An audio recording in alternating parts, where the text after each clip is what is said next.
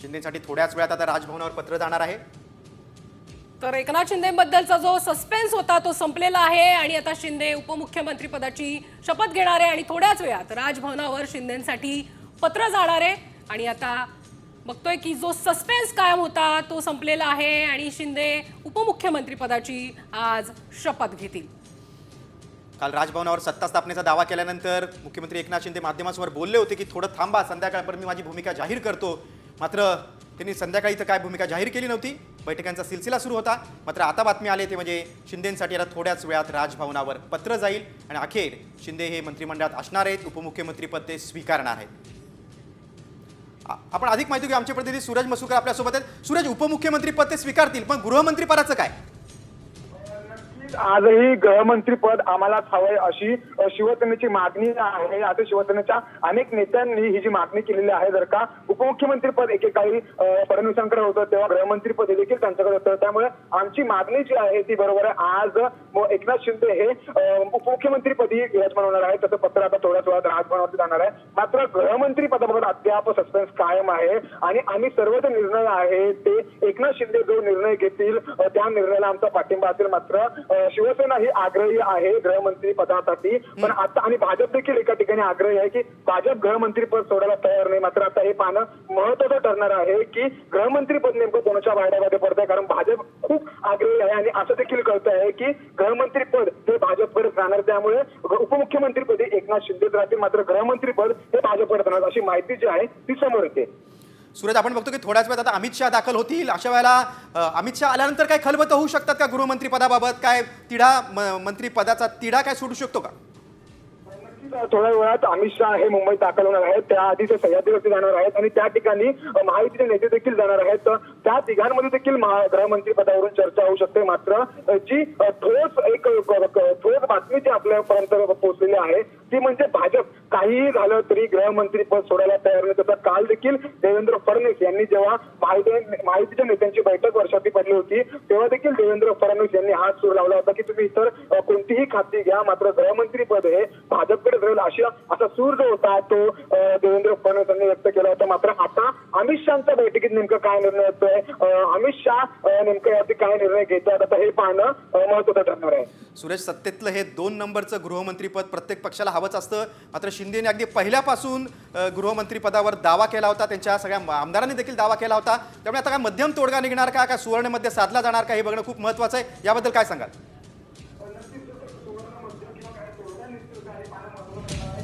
गृहमंत्रीपद हे नक्कीच खूप महत्त्वाचं मानलं जातं। मुख्यमंत्री पदानंतर गृहमंत्रीपद हे खूप महत्त्वाचं मानलं जातं। ज्या पक्षाकडे गृहमंत्रीपद आहे त्या पक्षाकडे सर्व मंत्र्यांवरती नेत्यांवरती असतील किंवा आमदारांवरती असेल त्या खात्याद्वारे नजर ठेवता येते, त्यामुळे प्रत्येकाला ते पद हवं असतं, प्रत्येक पक्षाला ते पद हवं असतं। मात्र आता 5 वाजता शपथविधी आहे। गृहमंत्री पदावरनं अनेक रस्तिकेत आपल्याला महायुतीच्या नेत्यांमध्ये पाहायला मिळाली होती। एकनाथ शिंदेंना गृहमंत्रीपद मिळावे यासाठी अनेक शिवसेनेच्या नेत्यांनी लॉबिंग केली होती, मागणी केली होती आणि आजही शिवसेनेच्या नेत्यांची तीच मागणी आहे की गृहमंत्री पद हे शिवसेनेला मिळावं, एकनाथ शिंदेंना मिळावं।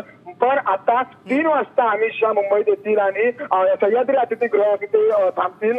त्या 2 तासांमध्ये जी काही चर्चा होईल, जी काही बैठक होईल ते पाहणं महत्त्वाचं आहे की गृहमंत्री पदावर नेमका काय निर्णय होत आहे। पण जर का या आजच्या बैठकीत काही ठोस निर्णय नाही झाला तर मात्र येत्या 2 दिवसामध्ये जेव्हा पुढचा मंत्रिमंडळ विस्तार होईल त्या 2 दिवसात चर्चा होईल, सर्व महायुतीच्या नेत्यांमध्ये चर्चा होईल, खाते वाटपावरती चर्चा होईल आणि त्या चर्चेमध्ये देखील गृह खात्यात देखील चर्चा होईल आणि तेव्हा नक्की कळेल की गृह खातं कोणाकडे जाणार आहे। मात्र जर का पाहायला गेलं तर भाजप पूर्णपणे आग्रही आहे की गृह खातं भाजपकडेच राहावं आणि देवेंद्र फडणवीसच ते गृह खातं सांभाळतील। मात्र एका ठिकाणी एकनाथ शिंदे देखील खूप आग्रही आहेत, शिवसेना देखील खूप आग्रही आहे की गृह खातं आमच्याकडेच राहावं। मात्र आता या गृह खात्यावरनं नेमकं त्याचा कोणाच्या पायड्यात पडतंय, गृह खात्यावरनं आता महायुतीमध्ये मतभेद पुन्हा वाढतील का की खेळीमेळीचं वातावरण राहील ते आता हे पाहणं महत्त्वाचं ठरणार आहे।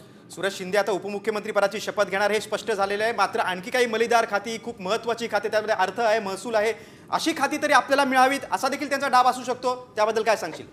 नक्कीच इतरही खाती गृह खाती सोबतच इतर नगरविकास खाता असेल किंवा मग महसूल खाता असेल आणि सगळ्यात महत्वाचं म्हणजे अर्थ खातं देखील आम्हाला मिळावं यासाठी शिवसेनेच्या नेत्यांची मागणी आहे, शिवसेनेची मागणी आहे आणि त्यामुळे कुठेतरी अशी देखील माहिती समोर येत आहे की अर्थ खातं हे राष्ट्रवादीकडेच राहावं, अजित पवारांकडेच राहावं म्हणून कुठेतरी अजित पवार यांनी 2 दिवस दिल्लीवारी केली होती. अमित शहाची भेट घेण्यासाठी ते दिल्लीत गेले होते. मात्र तेव्हा अमित शहा यांची भेट ते घेऊ शकले नाही, कारण कुठेतरी त्यांना असं कळलं होतं की अर्थ खातं देखील शिवसेनेला हवं आहे. त्यामुळे शिवसेना या सगळ्या गोष्टींची लॉबिंग करते. जर का आम्हाला गृहमंत्रीपद नाही मिळालं तर मग आम्हाला अर्थ खातं मिळावं अशी देखील मागणी ही शिवसेनेने केली होती. त्यामुळे कुठेतरी अजित पवार कुठेतरी दिल्ली दरबारी गेले होते आणि 2 दिवस ते दिल्लीमध्ये होते. मात्र अमित शहाची त्यांची भेट झाली नाही. गृह खातं असेल, नगरविकास खातं असेल, महसूल खातं असेल, इतर जी चांगली खाती आहेत ती शिवसेना डिमांड करते, ती शिवसेनेची मागणी आहे.